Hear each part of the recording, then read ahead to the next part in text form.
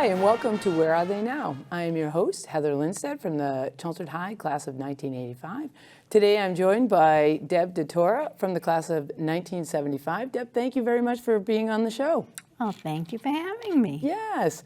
So, Chelmsford High, you know, we're all known for different things, different reasons why our passions and our careers have taken off. So, but you didn't start in the Chelmsford school system, right? When did you join the Chelmsford Public Schools? When I am junior high. In junior high? So where were you lucky to go to? So actually nursery school, it was Belvedere School. Yeah. And they were over there in Lowell on Andover Street, and then they moved over where the Armenian church is now. Yeah. So they didn't have a high school. So once I finished there, then I started junior high in Chelmsford High, and then I graduated from Chelmsford High. But the whole tradition of Chelmsford High and just kind of mingling through the school system, meeting new people, there always seems to be, you know, if it was a dean or a counselor or certain many teachers that just kind of inspired something. Can you think of anything, because you took quite a career path, but is there anything that happened during your time at Chelmsford that seemed to kind of influence where you were headed? Not really. I don't know if anybody remembers Mr. Queenan and Mr. Yeah. Prescott. So I really did like the sciences, and I thought I was going to go that way, but I actually didn't. So they were very inspiring in that they encouraged you to do what you wanted to do, and they also gave you a lot of feedback. So I mean, our classes were fun. We had a really good time. Yeah. Were there anything extras that you did with friend groups and stuff like that to kind of fit into Chelmsford and have kind of a niche group? Well, we had our friends and our neighbors, and then of course the Zuzas twins were friends of mine. Yeah. So and we've been friends still since high school. And they were high energy in the high school. Yeah. Yeah. And Kathy is a nurse. Yeah. And then Themi also, she worked for Hanscom Air Force Base as well. So she started a year after I did. So we kind of grew up together. But you didn't go to college together. In your first spot, I mean, you've got a laundry list of educations and degrees, which is unbelievable. So that's why I was wondering. But how did you get up to Franklin Pierce in Grange, New Hampshire? Well, when you have a good memory. When I started work, I started in 1978, so I graduated in 1975. I didn't go to, I went to a junior college, Middlesex Community College, for a couple of years. And then I went to work. And then at the time, I mean, my parents didn't have the money to really send me to school. So at the time, you could get tuition assistance while you were working. So I got tuition assistance, went to a 4-year school. Franklin Pierce had they had the night courses. Yep. So I started there. Then I went to Northeastern for my master's degree. And actually for that as well, you had to compete. It was sort of like an award. You had to compete to get accepted for the master's degree program, where the government paid for your master's degree. And it was like a full-time job. It was called long-term full-time training. Mm-hmm. So they paid for my master's degree. So when you were thinking about what you were going to get your degree in, what influenced that? Was there? Well, where I was working. Okay. So where did you start working then? So when I started in 1978, I started with what was called the security forces. So I was working there, and then I liked working for, it was called, we were reports and analysis, so we processed all the cases. So we would process all the accidents, all the tickets, all the incident reports. And it was very interesting because I worked with investigations, I worked with OSI, the Air Force OSI investigations, and it was very interesting. So I started working there, so then it kind of dovetailed into national security because part of that, it was part of that organization also, what I'm in now, was information protection. Mm-hmm. So and after several years, all of that split. We became our own organization. We split from the security forces. And then now, right now, I'm the director of information protection for the entire base. So in that, though, so when you went to Franklin Pierce, then to Northeastern, in all that time, were you still working, or did you? Yes. Yeah. Right. So Yeah. that was incredible. Yeah. So how many hours did you have to work, and then still to get your education? I mean, Yeah. talk, like. Yeah. Like what was a typical day? A typical day. While While you're getting your master's at Northeastern. Well, master's is a long-term full-time training, so I didn't work that year. Oh, okay. I mean, but I wasn't supposed to. Let's put it that way. All right, but So- you kept that job. Go ahead. But I yes. kept, yeah, because you're in your job and they send you to Yep. training, like they do with the military. They Yep. send them to your war college, and then that's their job, to go to school. And but I used, if there were vacations or there were breaks, I would go back to work. I wasn't supposed to, but I did. So I didn't think it was right not to do anything and get paid for it. Right. Yeah. So, but for my bachelor's degree, I mean, I would start 7:30 in the morning. I'm a workaholic, so I would work till 4:30, 5 o'clock. And then if classes started at 8, I'd go to school. I ended about 10 o'clock, and then I'd go home. Did you have to drive up to Ringe? No, they had a Oh, okay. They had a satellite in Nashua. Okay. So they had a satellite school in Nashua, so that's for Franklin Pierce. Yeah. And but Northeastern was in Boston, Right. so I had to drive to Boston every single day. Well, Oh, yeah, well, for classes, like yeah. 3 times a week or So whatever. as you were getting your degree, you knew and had that job, you knew that you were all in Yeah. to this career. Correct, yeah. And so did you know that it was always going to be at Hanscom? Well, no, I didn't. Yeah. So how did No. that kind of transpire? So, yeah, and I worked for various organizations as Which well. were what? So I had transferred from security force because I also had a accounting degree. Well, it wasn't an accounting degree, but it was. I had a lot of those courses, and I did like that as well. Yep. And I was also a volunteer income tax representative for people. So. So I had gone and I worked for the commissary service as an accounting technician, and then I came back to security forces because I got promoted. Yep. So I just kept, nose to the grindstone. Yep. And then as when I went back to security forces, I got promoted. There was also something called which I can explain for the kids now. This is a really good deal now. We used to have, it was a training program. So you started at a certain grade and then you had non-competitive to 3. But again, you had to compete for that. Nowadays, we have what's called an intern program. So once somebody graduates from they have to have a bachelor's degree. Yep. And they have to have a certain grade point average. And once they graduate, then they can apply. They can become an intern. They get all the training, all the certifications, all the OJT, and that's a 3-year stint. Do you want to tell them what that acronym stands for? Oh, I'm sorry. There's an intern program which you apply to on usajobs.gov, and then you're able to then apply for these intern positions depending on the different installations across the nation. And then once you get into that, once you're accepted into that program wherever.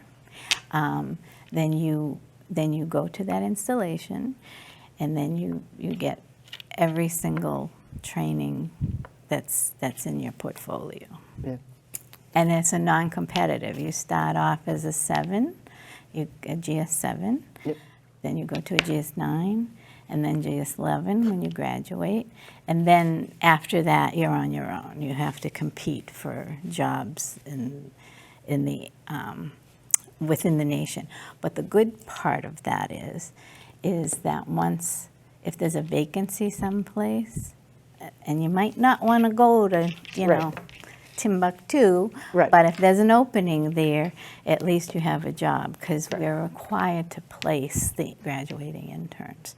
So if there's Oh, a yeah. vacancy, then they basically, I mean, you still have to compete, but they, amongst, you know, those graduating. And so you can, you know, it's So very good. Where did very you good get system. your compete from? Because I'm sure when you were doing all these things, there couldn't have been too many women thinking that this is the path for me. So where did you get your compete level to do that and kind of find? Obviously, you found a career path that I can tell just when you're talking, and now you're selling it to young people. Where did you get that? Where did it come from? And were there setbacks that just that you just were like, well, I can still compete. I don't care about setbacks. Yeah. Talk about that. One of the things that my boss, he was my mentor, as a matter of fact, and he had a daughter that was a little older than I was, but he kind of felt like I was his daughter. And one of the things that he liked about me is that I was a very good worker. I mean, I would take, okay, I'm finished. What else can I do? And I said, oh, well, okay. And he always gave me these opportunities, whether they were challenging or not. So he, although this is a male at the time, it's not now, but at the time it was a male-dominated career. Most of them were retired military, male,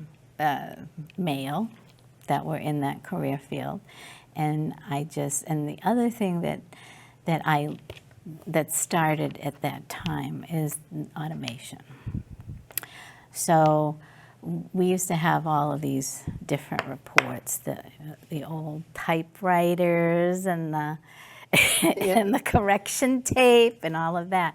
Well, they had started, I found there was an IBM computer. It was a big, huge console. And what we used to have to do is we used to have to prepare these reports for higher headquarters once a year. So we would consolidate all the different incidents. I mean, it was huge, pages and pages and pages long. So what I devised is a system, and I worked with the computer, the comm squad, and these really intelligent programmers, and coding these types of records, and that it would compile I mean, not like we would do with what we have now. It was a little bit more primitive, but you could compile those reports based on the codes, and it produced, and it also, you would be able to send out letters with those codes, and that was something that I had, I liked doing because it was a challenging thing. I was only a kid, so I just liked doing that. And then also headquarters recognized that, so then they wanted to formalize it a little bit better, so that they could produce this worldwide. And so I was on that team. And then once I, there was me, there were two people, me, and there was another individual from another installation. So we kind of told them what the framework was, and then they took it and did whatever they, take it to the next level. Yeah. So when you were, I mean, you didn't say no, and you kept going, like nobody's going to stop me. But when was there a job that you really wanted that you didn't seem like you were gonna get, but that somehow that you found a way to get to that next level? Because I mean, there's always been women that they just stop, right? If someone says no, but was there one time where you thought, I'm not going to be able to make this jump, but I'm going to make this jump? Oh, I mean, I To where you are now? I applied to everything. Yeah. And yeah, I did. There were some times that they didn't select me. And, you know, whether it was because I was a woman or not, whatever. Right. But I just kept trying, and I just kept applying and applying and applying. And then I eventually, you know, there were, eventually I got to a position. And then I also I was asked to apply for a position that was at the Pentagon. The Secretary of the Air Force Administrative Assistant was the selecting official, and 2 other generals. You had to go through a panel. And this was my higher headquarters position. It's an SCS, which is an equivalent of a 1-star general. And I was selected. However, I had to decline it because at the time my mother was diagnosed with cancer. So I didn't think it was right for me to go to the Pentagon, and then because I was the sole caregiver. So I stayed, and I'm in, you know, I'm in this position. I've been in this position for several years, so that's okay. That's fine. Well, you know, family's more important. And everything happens for a reason, right? Yep. Like, so generally that's Yep. you know, how it works, and Yep. you do what you're supposed to do. So, but Yeah.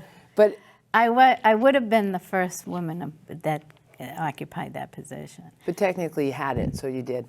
No, not really. Hey, you know what? It's all in the way you phrase it. But a woman is occupying it now. right. So and there was another woman before that. So, and I'll tell you, my colleagues were very upset when I declined the position. Like, why did you do that? Well, you know. Right, but living in that area too would have been so difficult, and being away from this area. Yeah. So in this area, you do all kinds of things. I mean, you have a cooking show. Yeah. So now So the job, you are so good at your job. I can't imagine that you ever stop doing other things. So what's the cooking show, and how did that all come out? Well, now after 45 years of service, I'm saying, okay, I'm gonna retire. I have to retire at some point. And I said, okay, and what am I gonna do in retirement? I'm not the kind of person that can just sit still. I have to keep doing things. I always have to do something. So I always wanted to have a cooking show because I love cooking. And I had called, just out of the blue, I said, well, maybe, you know, I said, chimps at TV, I see like all these little things that they're doing that's kind of neat. So maybe I should call them and see if they want to have a cooking show. Oh, what could it hurt? So I called, Pete said, and I kind of pitched this thing to him, and he says, I says, well, you know, when I retire, he says, why do you want to wait till you retire? Why can't we do it now? I said, really? So that's how we started. And so are these recipes that you created, family recipes? Some of them I created, some of them are modified, you know, my grandmother, my mother. Yeah. So it's, I wish I had my aunts, who on the Italian side, I wish I had her recipes.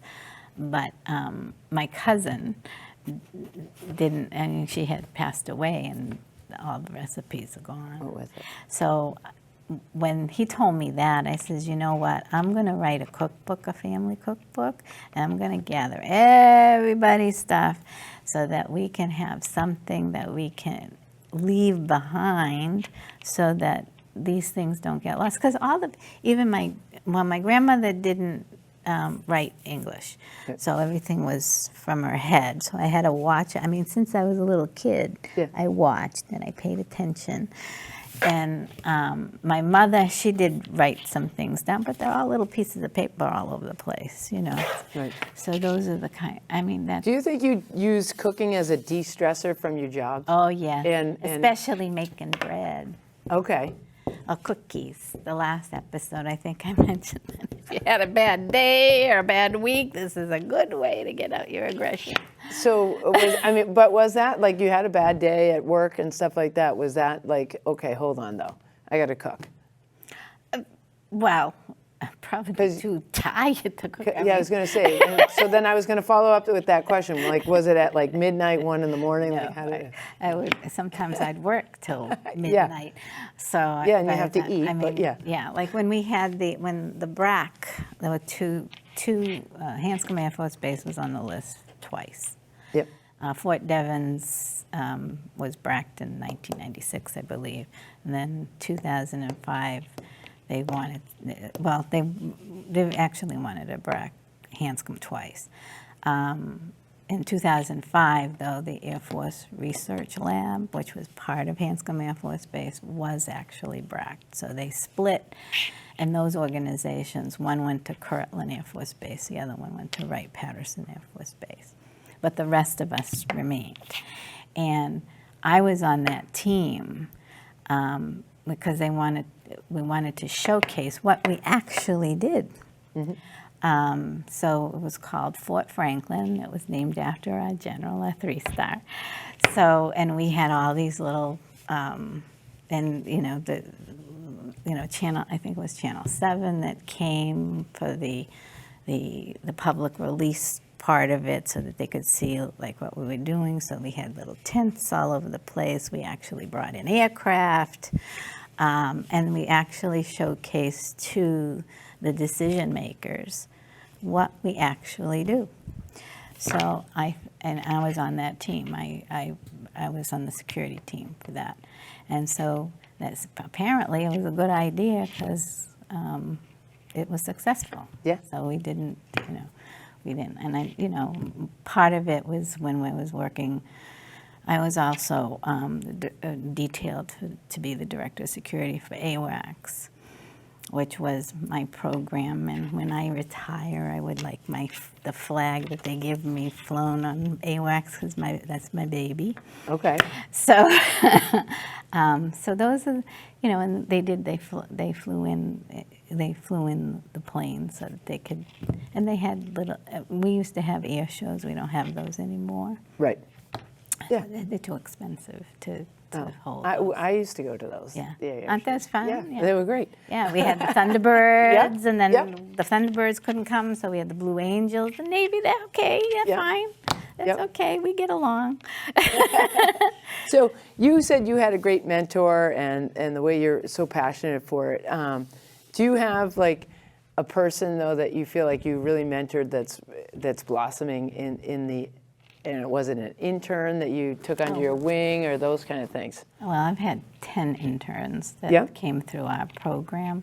And they've all done very well. I don't think it's specifically because of me, but they've done well. I mean, the early folks, they did very well. They became GS-15s, which is equivalent to a colonel.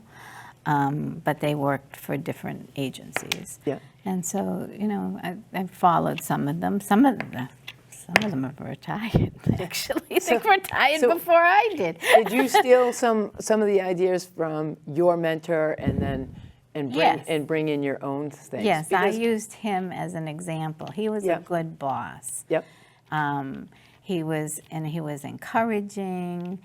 The other ladies in our organization also help everybody, right? No matter who it is. So, and they just, everybody. I mean, we have a good group. Yeah. Well, you've helped build it. You're the director. Yeah. I mean, it's.